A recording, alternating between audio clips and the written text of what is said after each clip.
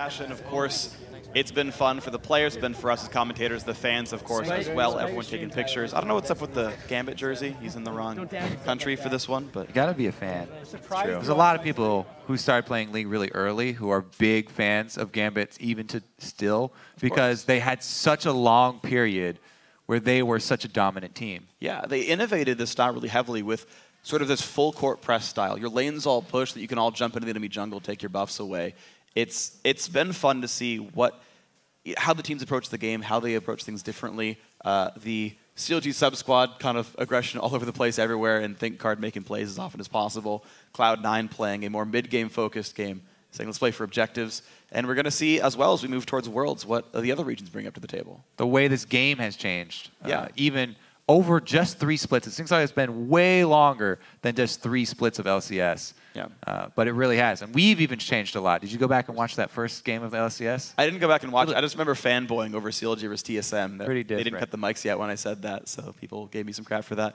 But guys, it's been an incredibly exciting summer split, full of ups and downs, and for these teams as well. So let's take a look at how the teams are stacked up.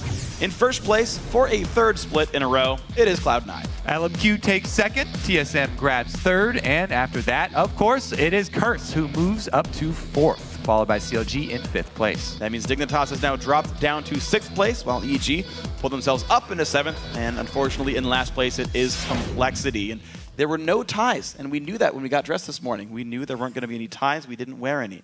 Now, there were a ton of huge moves made this week by the teams themselves, so it was tough to narrow down our OP players, but with a huge effort, we've landed on 5 guys who stood out in their positions this week. In the top lane, it's Balls. He brought his consistent top lane dominance to help his team go 3-1 this week and secure that 1st place for 1 more split.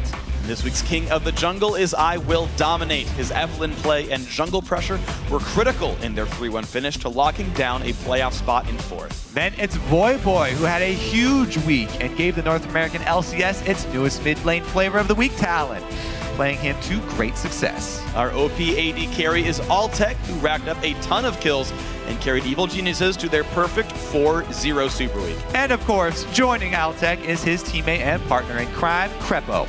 He turned in an amazing performance this week, helping his team to make a phenomenal late season surge and overtake 7th place. And the player who ran away with the MVP title this week, the final one, is Voyboy. At the start of the week, Curse were in 6th place, and with Voyboy's MVP play, they leapfrogged all the way into 4th place, beating 2 teams. Voyboy really showed himself to be an innovator. He broke out that mid lane Tristana this split, and Talon, of course, for the first game ever in North American LCS. And it's been absolutely great. Voyboy coming around this year as a converted top laner. He's been around many teams as well, leading Curse now to a I remember back when he only played Ezreal. Yeah.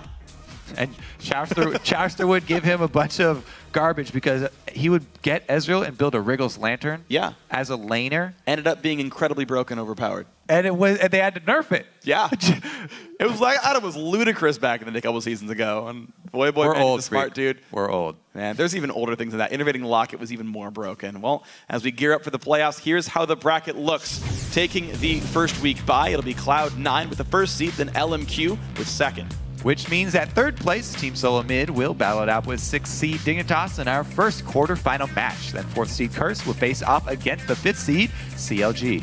And if the playoffs are half as exciting as this last week, you will not want to miss a minute of the action. Gets underway with the European LCS kicking off their playoff quarterfinals with an all-new preview show on Thursday, August 7th at 4:30 p.m. Central European Summertime, 7:30 a.m. Pacific. Then the North American LCS playoffs kick off with Saturday, August 23rd at noon Pacific, 9 p.m. Central European Standard Time. So be sure to check out lolesports.com for a complete schedule. But that's going to do it for us today. So for myself, Kobe, Riv, Jat, Dash, Zyrene, and the entire live broadcast crew, thanks for watching, good night, and GG.